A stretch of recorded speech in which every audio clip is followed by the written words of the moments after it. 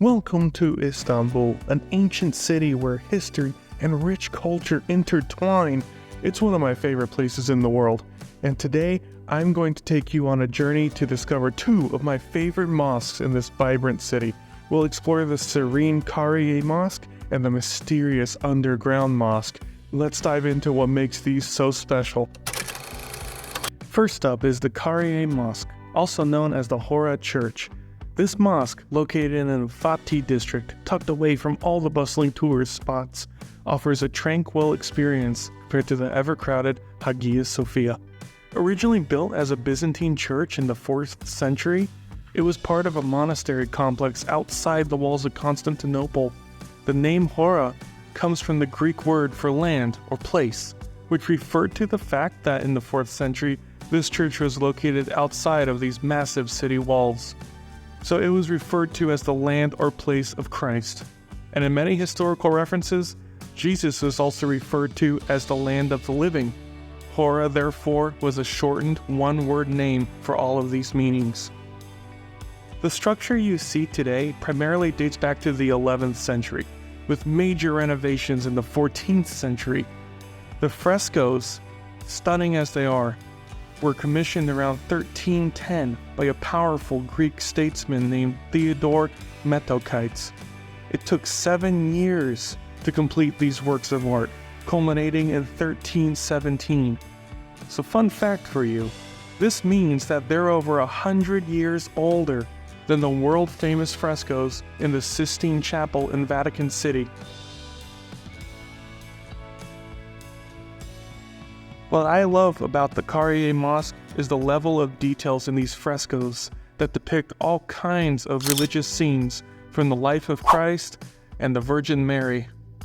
Every figure, every expression tells a story, bringing the walls to life with their vibrant colors and intricate designs. The Annunciation, the Dormition of the Virgin, the Resurrection, each scene is more captivating than the last. The use of light and shadow to create depth and realism is remarkable. Some areas of the frescoes have been destroyed and have not withstood the test of time. You can see it clearly here where there are blank areas. Still, there is lots remaining. This level of detail and storytelling was necessary at a time when few people were literate. So this stunning visual guide, along with teachings from a priest, were necessary to truly understand the religion. That's why they are so amazing to look at, because they were intentionally done that way. After the Ottoman conquest in 1453, the church was converted into a mosque, and in 1948, it was turned into a museum. Recently, though, in 2020, it was reconverted into a mosque. So men can still come here and practice in the main prayer area. But the stunning frescoes are open to all. Now, while I love touring the Kariye Mosque and enjoying its 700-year-old artwork, I also was fascinated with a more mysterious site. For my second favorite mosque, let's descend into the depths of Istanbul to the dark and fascinating Underground Mosque, also known as the Karaköy Mosque. Walking through the mosque, you can feel the weight of history. The dim lighting and the quiet, solemn atmosphere create an almost otherworldly experience. It's a place that invites reflection and contemplation, which is a stark contrast to the vibrant city above. For me, I loved it because of how quiet and mysterious and dark it was. It's very unique.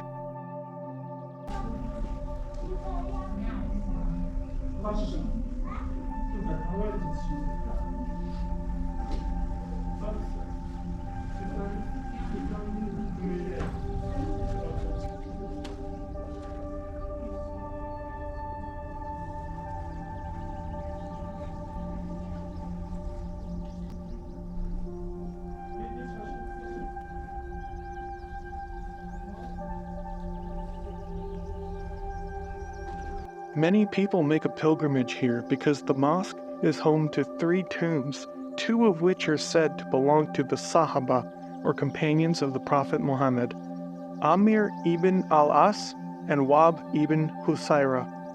These companions were believed to be part of the early Islamic conquests in the 7th century, and their burial here is steeped in dispute and legend. The general consensus among scholars is that Amir ibn al-As is buried in Egypt.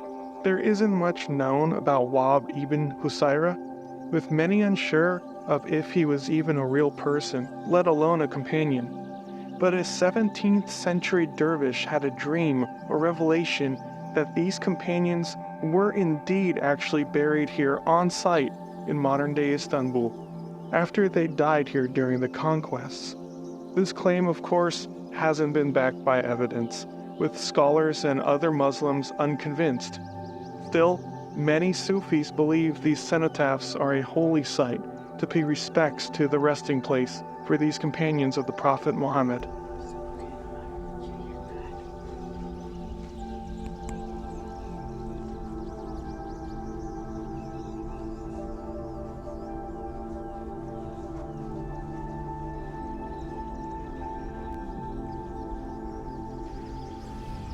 The mystery continues in another room that houses the tomb of Sufyan bi Uyayna, a Salaf, or follower of the original companions and followers of the Prophet Muhammad.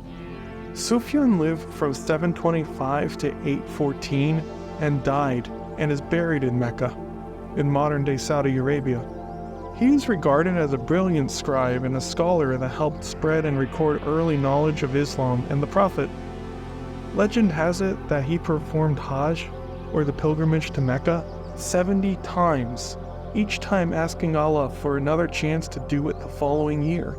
But on his 70th occasion, he felt too shy to ask for another year, and so he died not long thereafter, never reaching his 71st pilgrimage.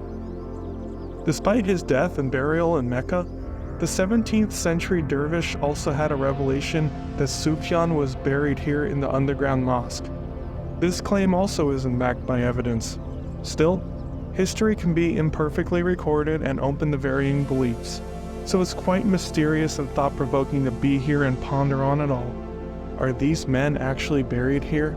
Are scholars perhaps wrong? You decide.